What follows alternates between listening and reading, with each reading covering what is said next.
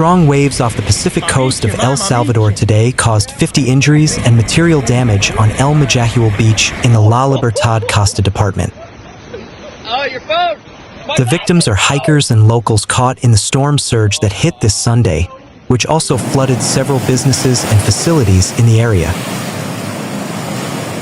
Personnel from the Rescue Command, the Salvadoran Green Cross, the Salvadoran Red Cross, and the National Civil Police responded to the scene and assisted with rescue efforts and the transfer of victims to hospitals. To prevent further damage, the police have set up a security perimeter to safeguard the lives of residents, while personnel are deployed in the area.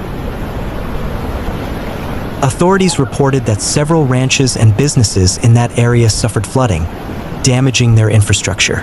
Sea surges were also reported on other beaches, such as El Obispo and Conchalío.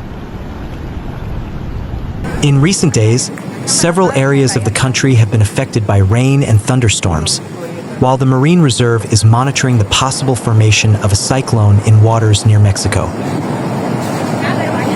On the other hand, authorities reported the entry of Saharan dust into the country, although it has not affected the climate or the health of the population. The arrival of Saharan dust will not mean an increase in temperatures at a time when the country is facing record-breaking heat waves, with highs between 37 and 38 degrees Celsius.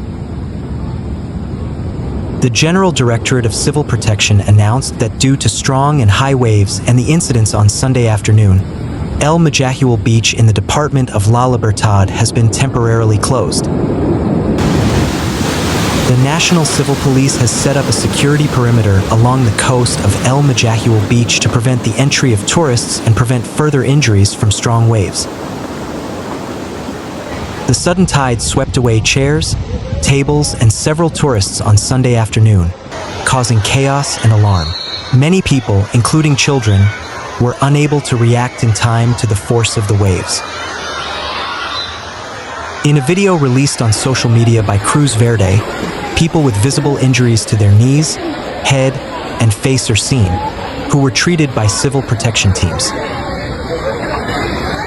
In addition, the strong waves caused flooding in the streets and some businesses on El Tunco Beach. Damage was also reported on El Obispo and Conchalío beaches in the department of La Libertad. Due to the high and rapid waves on the Salvadoran coast, we set up a shelter, distributing hygiene kits and drinking water to the refugees from El Majahual beach, the Ministry of the Interior reported. The families are being cared for at the annex of the La Libertad mayor's office. Given this situation, the General Directorate of Civil Protection issued a warning for faster and higher than normal waves, due to extratropical storms in the southern hemisphere off Antarctica, generating increased waves that reach the coast of El Salvador. The Ministry of Environment and Natural Resources, MARN, forecasts that spring tides will continue until Tuesday, May 27th, with high tide occurring between 2 and 3 a.m. and late afternoon, flooding the upper reaches of the beaches.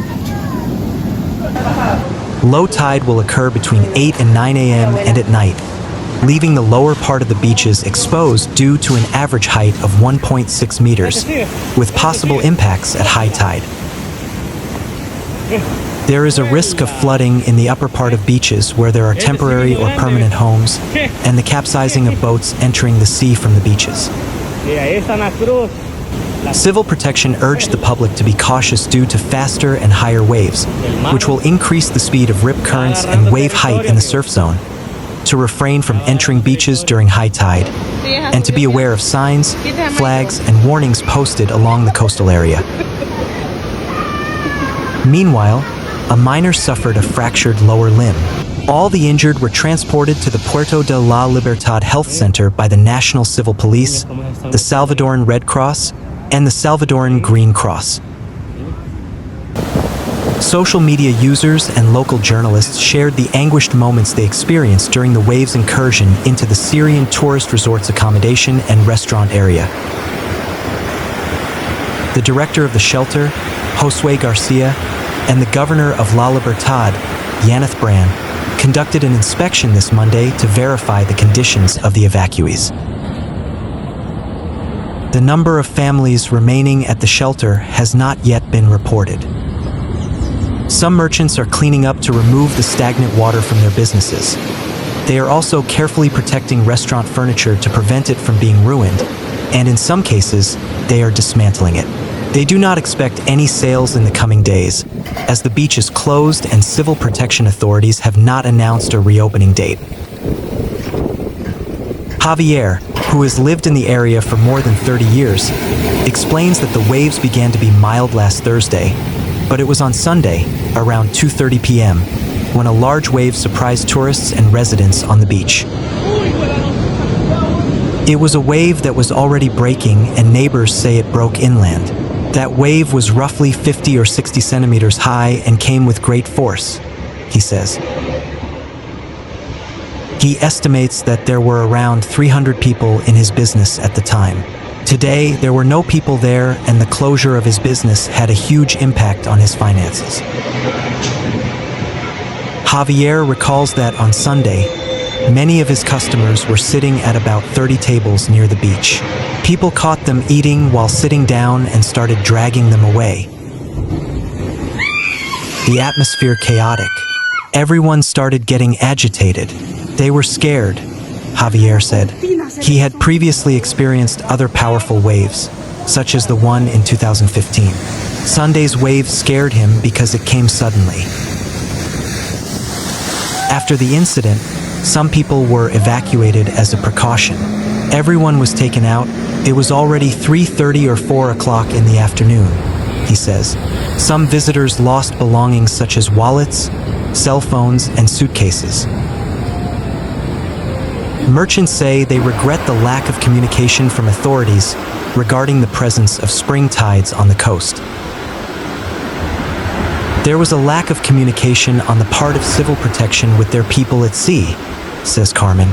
She adds that, despite the fact that strong waves had already been recorded on Saturday, there were no clear alerts or preventive measures to warn visitors about the risks.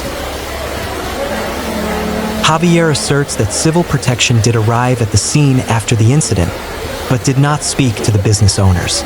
They were there on Sunday, but they didn't speak to anyone. They only mentioned that the beach would be closed to tourists until further notice. Meanwhile, National Route 23, in the Caldera sector, will be closed for 1 hour as a precautionary measure. The closure, scheduled for 2 p.m. to 3 p.m., is intended to prevent accidents due to rising waves in the breakwater area. The Ministry of Public Works and Transportation, MOPT, detailed that the traffic police will be present at the ends of the vulnerable section to prevent the passage of vehicles. Since this morning, machinery and cleaning staff have been working to remove the sand accumulated by Monday's waves.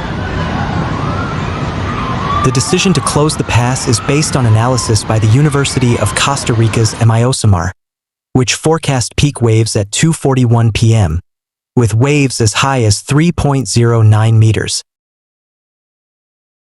Authorities urge drivers to consider this situation in their travel plans, consider alternate routes, and anticipate delays if they need to travel along this stretch, which connects Punarinas with Route 27. The MIOSAMAR warned that, although containment measures such as rocks are in place, the Caldera sector remains susceptible to water entering the road. According to MIOSAMAR, the conditions causing this situation will continue throughout the week.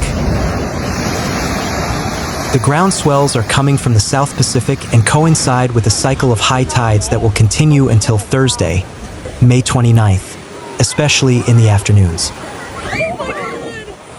The combination of storm surges and high tides is likely to increase coastal erosion and flooding in low-lying areas of the Pacific, the report highlights.